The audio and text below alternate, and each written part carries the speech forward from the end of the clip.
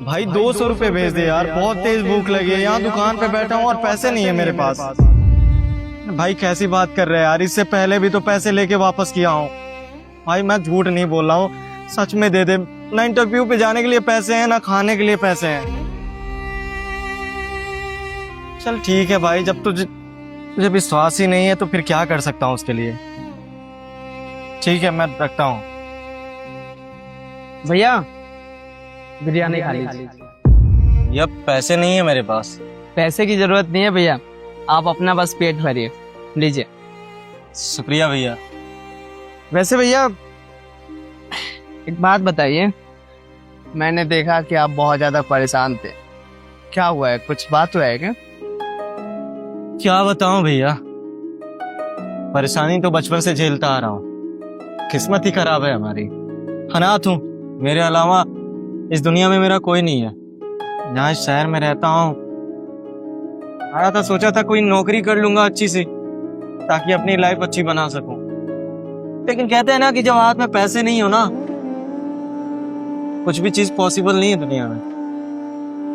आज इंटरव्यू देने जाना था नौकरी के लिए, लेकिन पास में पैसे नहीं थे कि खाना खा पाऊं या इंटरव्यू देने जा पाऊं। इसलिए दोस्त को कॉल किया था कि भाई 200 रुपये दे दे, तेरे पैसे जल्दी लौटा दूंगा। लेकिन वो कहते हैं ना कि दोस्ती यारी में कुछ रखा नहीं है, सब मतलबी यार है। अगर आपकी जरूरत है तो आपके दोस्त हैं, और वही आप किसी मुसीबत में आ गए और थोड़ी सी मदद क्या मांग ली ना, दोस्ती मिट जाती है। साहब मना कर दिया 200 रुपये देने से। बस वही अपनी किस्मत को कोस रहा था बैठे बैठे। सही कह रहे हैं भैया, इस दुनिया में अपना कोई नहीं है। वैसे पहले बिरयानी खाइए भैया, आपको भूख लगी है ना? सच बताओ ना भैया, मेरा भी इस दुनिया में कोई नहीं है, मैं भी अनाथ हूँ।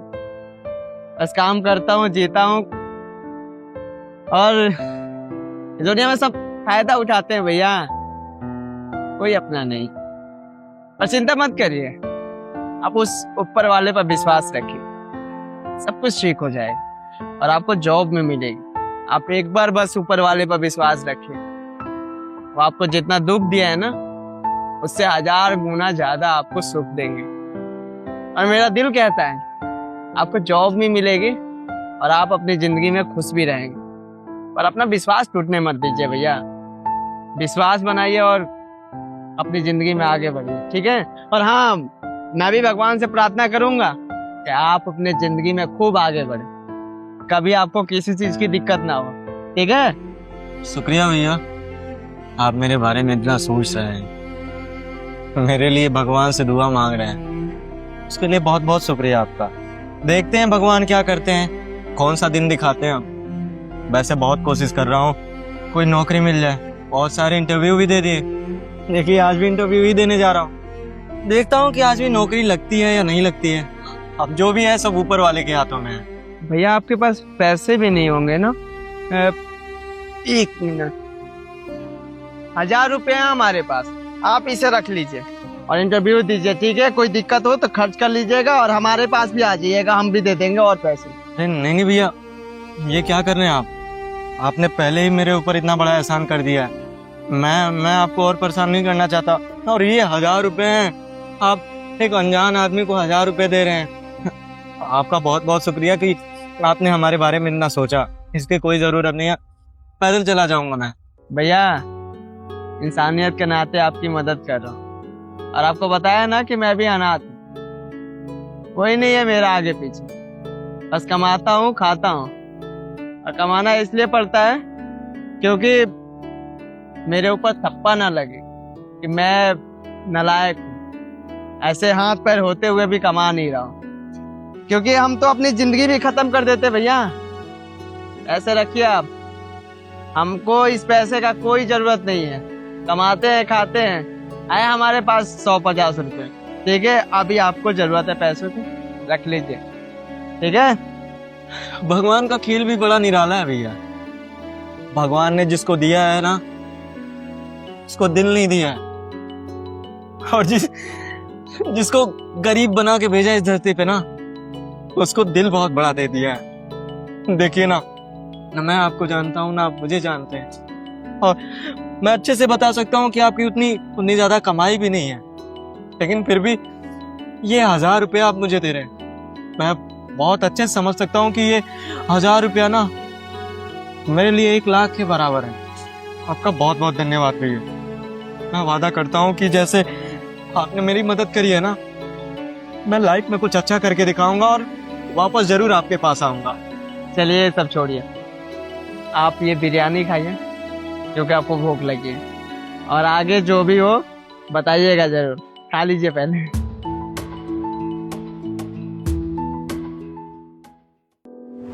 सुनिए जी, आपकी दुकान पे गया था, आपकी दुकान बंद है, आप थे नहीं वहाँ पे। आप कौन? आपने मुझे पहचाना नहीं भैया? याद करिए कुछ दिन पहले आपने फ्री में खाना खिलाया था मुझे और 1000 रुपये दिए थे आपने इंटरव्यू जाने के लिए। अच्छा भैया, आप वो इंटरव्यू देने आप जा रहे थे, हो गया सब कुछ? भैया हो गया, और इसका पूरा श्रेय ना आप पे जाता है। अगर उस दिन आपने मेरी मदद नहीं करी होती ना, तो ना मुझे वो नौकरी मिलती और ना मैं आज इस लायक होता। आपको पता है, वो नौकरी मिलने के बाद ना मैंने दिन रात मेहनत करी, खूब अच्छे से मन लगा के काम किया, और कंपनी में मुझे प्रमोशन मिला है, मैं मैनेजर बन गया उस कंपनी में। भैया जो भी हुआ है ना, सब आपकी वजह से हुआ है, और आपका ये एहसान ना मैं जीवन भर नहीं भूलूंगा। खैर मुझे ये सब छोड़िए, आप मुझे ये बताइए आपकी दुकान क्यों बंद है? वो एमसीडी वाले ने भैया दुकान हटवा दी, और ये हमारी झुग्गी में जो घर था उसमें भी ताला मार दिया। जीना मुहाल हो गया भैया। जो भी कमा रहा था अब कमा भी नहीं रहा हूँ, और घर था वो भी हमारे पास नहीं रहा। अब समझ में नहीं आ रहा है कि हम अपने जिए तो जिए किसके लिए। भैया अनपढ़ गवार है, कोई काम भी नहीं दे रहा है, और तो और यहाँ पर ऑपरेशन हुआ है बचपन में। एक मालिक के यहाँ काम करते थे चाय के टपरी पर, वही करवा दिए तरस खाकर। मजदूरी भी नहीं कर पाएंगे क्योंकि बहुत दर्द होता है मरने से ज्यादा। अब तो सोच लिया है भैया कि अपनी जिंदगी खत्म कर लेंगे, मर जाएंगे, सब कुछ ठीक। अरे नहीं, कैसी बात कर रहे हैं आप? मर्द तो होता ही है सहने के लिए। ये जीवन ना बड़ा कठिन है भैया, जीवन को जीना इतना आसान नहीं है। खैर अपने देश में इतना करप्शन बढ़ गया ना कि गरीब को और गरीब बनाया जा रहा है और अमीर को और अमीर। इसमें आपकी कोई गलती नहीं है। जो अपने देश का पॉलिटिकल सिस्टम है ना, बहुत करप्ट है, और इस सिस्टम में पिस के आम लोग ही मरते हैं। खैर आप उसकी चिंता मत करिए, आपको मरने की जरूरत नहीं है। आपको याद है ना, आपने मेरी मदद करी थी, अब मेरी बारी है आपकी मदद करने की। देखिए आपने मुझे बताया कि आपकी लाइफ में कोई नहीं है, ना माँ बाप, कोई नहीं, आप अकेले अपनी जिंदगी जीते हैं। खैर मैं भी अपने लाइफ में अकेले हूँ, मेरा कोई नहीं है। तो आज से मैं यही समझूंगा कि एक छोटा भाई मुझे मिल गया। अब से आप मेरे साथ रहेंगे और आपको कोई काम वाम करने की कोई ज़रूरत नहीं है।